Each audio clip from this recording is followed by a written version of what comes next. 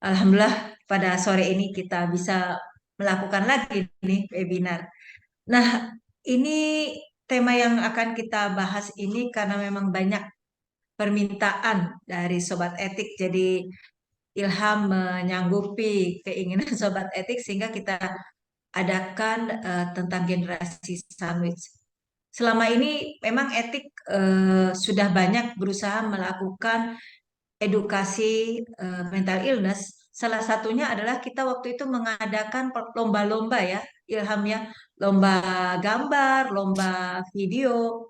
Nah, Sobat Titik harus pantau terus karena kita akan melakukan lomba-lomba setiap tahunnya dalam rangka ulang tahun etik dan tujuannya juga untuk edukasi mental illness. Semoga ilmu yang kita berikan dan sharing juga mungkin saya juga dapat sharing dari sobat etik semuanya. Ilmu-ilmu juga bukan hanya dari saya, bisa dari sobat etik. Semoga semua ilmu yang kita bagi bersama bermanfaat nantinya. Itu tujuannya etik ke depannya untuk memberikan edukasi mental illness. Sekian saja Ilham. Kita mulai saja sobat etik. Kali ini kita membahas tantangan dan strategi coping stres bagi generasi sandwich. Nah, sorry,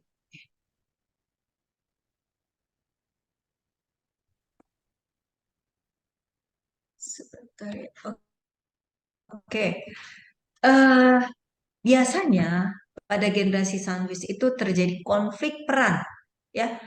Seseorang memiliki dua peran atau lebih dalam melaksanakan tugas dalam waktu yang bersamaan.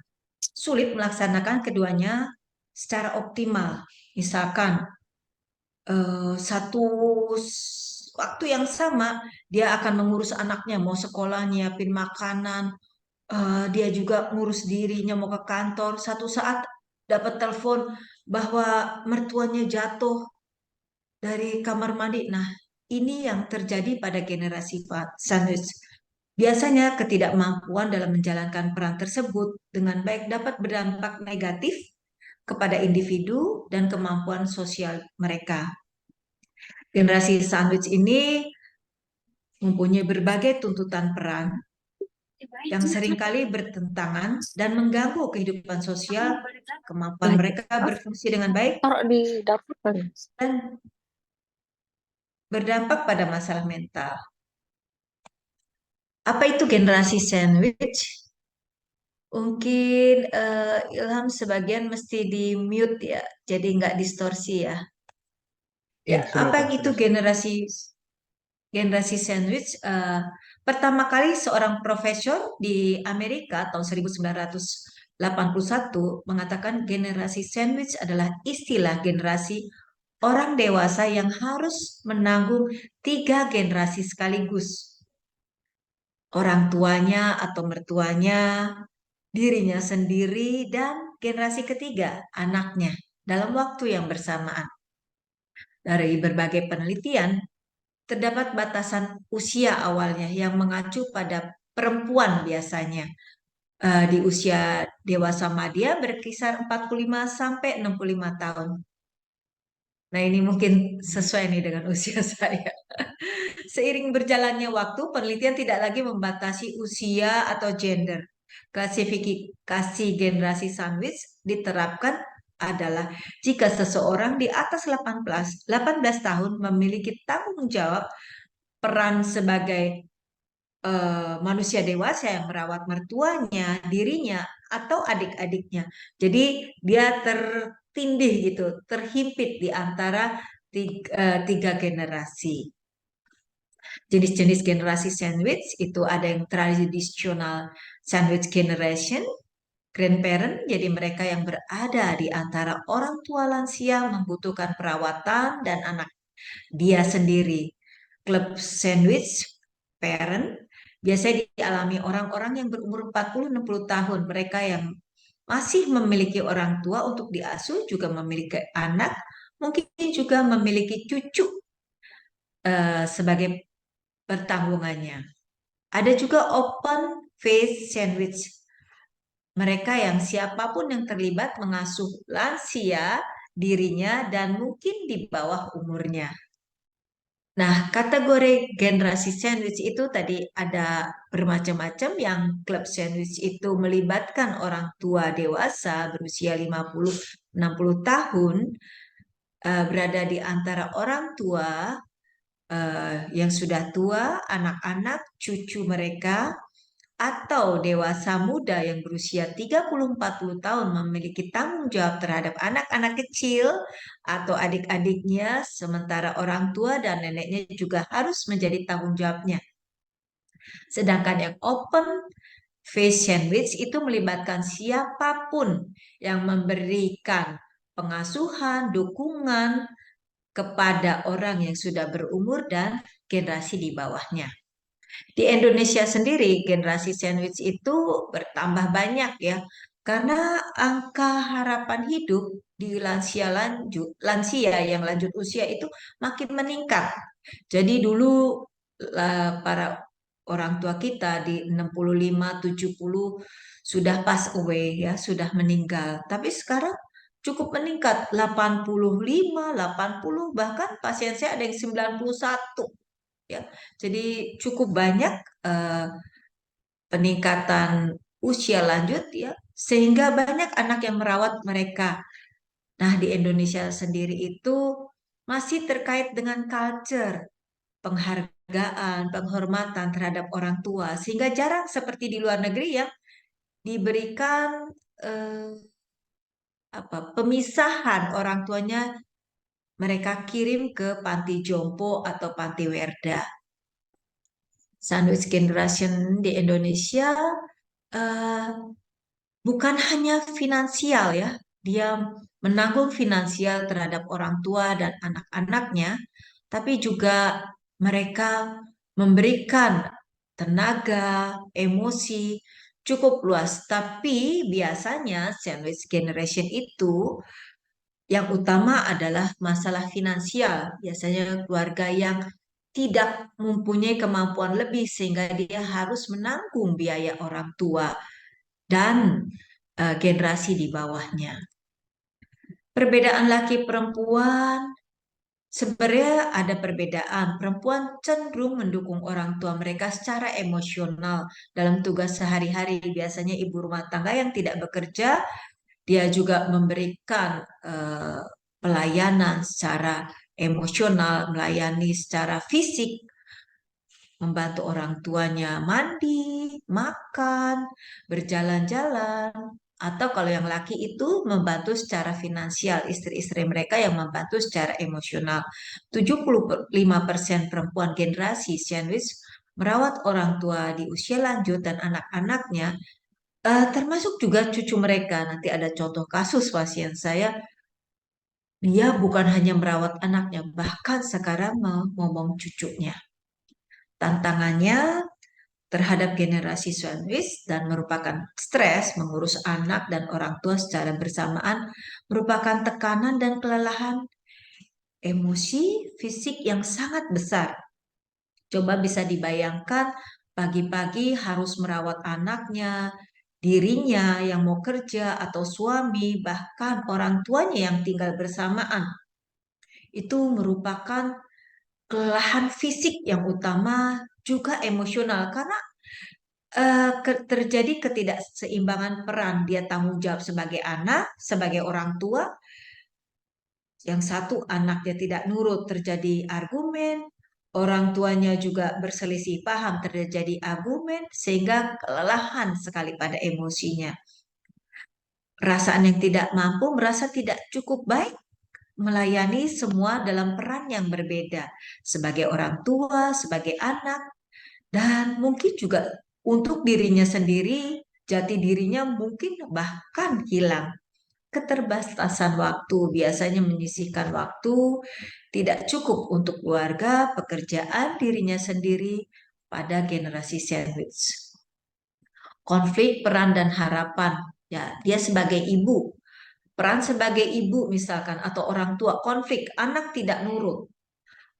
Anak mengeluh orang tuanya atau ibunya tidak bisa memberikan waktu yang maksimal sehingga anak menjadi marah, tidak mau berkomunikasi, di kamar terus, konflik harapan anak supaya bagus, supaya nurut, tapi satu sisi anak juga menuntut. Perbedaan pendapat, orang tua melakukan intervensi terlalu jauh. Misalkan ibunya ada di rumahnya, dia tegas terhadap anaknya.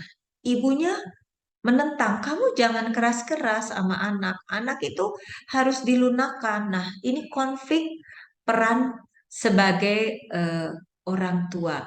Di satu sisi dia mendengarkan orang tuanya yang tidak memahami pola asuh anak saat ini. Di satu sisi dia peran sebagai anak, jadi konflik pendapat. Sehingga dia terjadi kehilangan identitas. Saya sebagai orang tua apa sebagai anak nih? Satu sisi saya harus mendidik anak saya karena saya orang tuanya. Tapi satu sisi orang tua saya ikut campur karena posisi saya sebagai anak. Sehingga kehilangan identitas. Perasaannya tidak dapat dikelola dengan baik karena dua tantangan sekaligus menyebabkan dia kewalahan dan stres. Apa sih dampak stres pada generasi sandwich? Biasanya kalau fisik, jantungnya berdebar, tekanan darah meningkat, peningkatan adrenalin dan noradrenalin tinggi. Biasa mengakibatkan apa? Emosi marah-marah. Terjadi juga gangguan lambung, sering sakit mah, mual-mual, atau juga diare, atau sulit buang air besar. Mudah terluka, jadi nangis saja. Ada berita apa? Gampang nangis. Kesalahan di kantornya dia nangis. Mudah lelah, pulang kerja, belum juga bicara dengan anak atau orang tua langsung tertidur. Gangguan jantung, gangguan pernapasan, mudah berkeringat. Gangguan pada kulit, kulitnya kering. Kalau yang ada bakat gangguan dermatitis atau yang Anda sebut eksim, itu bisa peningkatan eksim. Kepala pusing, sering migrain, otot-otot tegang, pegel, terutama pundak, kepala, ya, jalan juga berat, dan gangguan tidur. Bagaimana gejala psikologisnya? Biasanya terjadi kecemasan, ketegangan, bingung, mudah marah, sensitif, komunikasinya tidak efektif karena dia bisa mengurung diri atau marah-marah yang berlebihan dengan pembicaraan yang simple, depresi, terus merasa tersaing dengan orang tuanya, bosan, tidak puas, mudah lelah, penurunan konsentrasi, tidak dapat bekerja secara maksimal karena semangat hidup juga menurun, dan menurunnya percaya diri. Perilakunya bagaimana? Kalau yang bekerja, di kerjaannya berantakan, menurunnya presentasi dan produktivitas di kerjaan, menunda-nunda pekerjaan, menghindari, bahkan yang heboh lagi, udah merasa tenang menggunakan obat-obat yang tidak diberikan oleh dokter atau menggunakan alkohol, meningkatnya absensi pekerjaan, kinerja turun, pola makan tidak teratur, banyak makan atau kehilangan nafsu makan, peraku beresiko ngebut-ngebut untuk meningkatkan adrenalinnya, agresivitas yang tinggi, mukul orang, berantem, penurunan hubungan interpersonal baik pada teman dan keluarga. Yang terburuk adalah gangguan ke depresi berat menjadi resiko bunuh diri. Penyakit fisik terkait stres akibat generasi sandwich ini ada penyakit kardiovaskuler, imunnya, sistem imun tubuh menurun, kekebalan tubuhnya jadi tidak baik, mudah sakit, asma meningkat, penyakit diabetes, memori menurun bisa mengakibatkan pikun tadi, penyakit kulit menjadi meningkat, dermatitis, prurigo, gatal-gatal, psoriasis, mudah bisulan, migrain, dan gangguan makan. Saya contoh kasus bagi pasien saya yang sandwich generation, seorang ibu itu usianya 57 tahun, dia datang ke saya karena di refer oleh dokter jantung. Karena sering serangan jantung, berdebar, gemeter, sesak napas, tidak dapat bergerak. Tapi sudah dilakukan pemeriksaan fungsi jantung semua, EKG, treadmill, bahkan MSCT atau untuk scan jantungnya juga bagus, tidak ada keluhan sehingga di refer ke psikiatri. Mengeluh di saya, ibu ini sulit tidur, gelisah, mix ya, ada depresinya juga, ada cemas dan depresi. Jadi ibu ini diberikan tugas oleh anaknya yang baru kerja untuk momong cucunya. Ketika dia momong cucunya, suaminya marah-marah karena suaminya butuh ini itu tidak dilayani dengan baik. Karena si nenek ini dia sudah menjadi nenek untuk momong cucunya. Di satu sisi juga dia menyiapkan makanan untuk anak-anaknya, anak dan menantunya. Jadi untuk makan malam, karena ada menantu, ada anak, ada cucu, ada suami. Jadi dia harus memikirkan makanan untuk suami yang sudah cukup lansia, kebetulan suaminya berjarak 10 tahun, sudah 67 tahun, makanan untuk cucunya, bayinya berbeda, dan makanan untuk dewasa. Betapa berat yang dia jalani sehingga dia kekalutan pikiran, dia mengalami depresi dan kecemasan. Sampai saat ini baru saya berikan terapi obat untuk coping stres dan mengatasi masalah manajemen stresnya. Ibunya belum bisa bertindak tegas karena satu sisi ibunya mengatakan kasihan anaknya baru dapat pekerjaan. Nah, harus ada time limit. Nah, hal-hal yang terkait stres dari sandwich generation ini bisa berdampak fisik dan psikologis. Maka itu kita akan membahas bagaimana coping terhadap stres ini. Coping stres pengertiannya apa sih? Coping stres itu adalah ketegangan hidup yang berfungsi untuk mencegah. Coping itu untuk mencegah, menghindari, atau mengendalikan emosi si penderita tersebut. Menurut Kaplan tahun 2002, perilaku coping stress diartikan perbuatan di mana individu berinteraksi dengan lingkungannya, tujuannya untuk menyelesaikan suatu masalah. Coping melibatkan upaya mengelola situasi yang membebani dan usaha mencari pemecahan masalahnya untuk mengurangi dan mengatasi stresnya.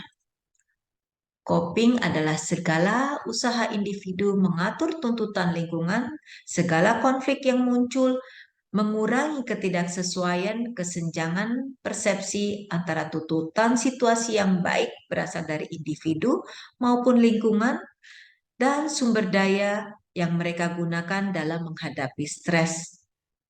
Coping yang baik ditandai dengan kemampuan seseorang untuk dapat tetap berdiri dalam menghadapi krisis individu, mengendalikan stres yang muncul di masa krisis tersebut. Faktor-faktor yang mempengaruhi coping, kondisi individu sendiri, jadi kondisi mental dan fisik, karakter atau kepribadian seseorang.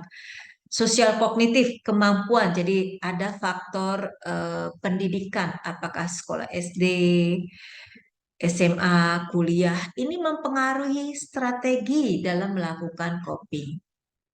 Strategi coping itu kita bagi dua.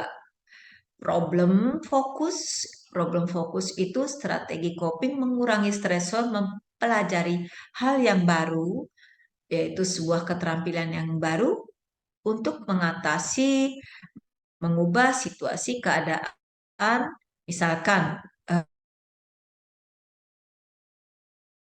eh, si ibu ini mengalami stres, sehingga dia mengidentifikasi apa sih stresnya ini. Stresnya karena dia tidak bisa mengatur waktu untuk mengurus cucu dan suaminya. Terus dia harus mencari solusi dan mengurangi beban dengan cara menyusun jadwal rutin, membagi tanggung jawab dengan anggota keluarga lainnya. Kalau emosional fokus coping itu adalah usaha individu mengendalikan respon emosi yang bersifat sangat menekan. Contohnya, Saat dia tidak nyaman, dia coba berbicara terbuka terhadap suami atau anaknya, terhadap tekanan yang dia alami. Atau dia juga bisa melakukan dengan sendirinya teknik relaksasi, nafas dalam untuk mengurangi stres secara sesaat. Strateginya dia harus mencari dukungan sosial. Dukungan sosial yaitu mungkin ada sepupuan atau ya dari anak dan suaminya itu sendiri dengan cara mengkomunikasikan apa yang membuat dia stres. Dia juga harus bisa merawat kesehatan fisik dan mentalnya dengan cara tadi gangguannya ke arah fisik, gangguan tidur misalkan. Dia harus bisa mengatur tidur, pola tidur yang sehat, tidur yang sehat. Tidur harus pada waktu yang tepat dan jam yang sama setiap harinya. Ya, mengatur pola makan yang cukup baik, bergizi, karena dia mengasuh cucu, merawat suami sehingga dia lupa makan. Itu juga mengakibatkan gangguan fisik. Merawat mental dengan segi emosi, dia tidak bisa menekan terus stresnya. Jadi bisa mengungkapkan masalahnya atau dia dengan tadi yang saya katakan teknik relaksasi atau napas dalam untuk mengatur stresnya. Juga dia bisa meluangkan waktunya untuk menyenangkan dirinya sehingga bisa mengurangi stresnya dengan cara eh, melakukan hangout dengan teman-teman, ada me time, liburan, traveling, sehingga meningkatkan nyamanan dan emosi yang berat, tertekan menjadi lebih ringan lagi. Strategi praktis yang mengatasi stres untuk generasi sandwich, strateginya dia harus mengadakan pertemuan keluarga secara rutin. Menantu, tadi contoh pasien saya, anaknya, suaminya, mungkin ada tambahan pengasuh bayinya, sehingga diberikan jadwal rutin untuk kolaborasi waktu, pembagian waktu secara bergilir. Oh, hari ini yang mengasuh dia, besok suaminya, besok menantunya, besok pengasuh bayinya. Jadi harus dikomunikasikan semuanya tidak melulu berfokus pada dia. Dan dia harus mengungkapkan secara aktif pada anak dan anggota keluarganya bahwa saya tertekan setiap hari ngomong cucu, dia senang, tapi suaminya marah-marah karena tidak diberikan waktu juga untuk dia merawat bayinya, sorry, merawat bayinya karena suaminya harus diberikan waktu luang. Strategi lainnya adalah eh, buat rencana.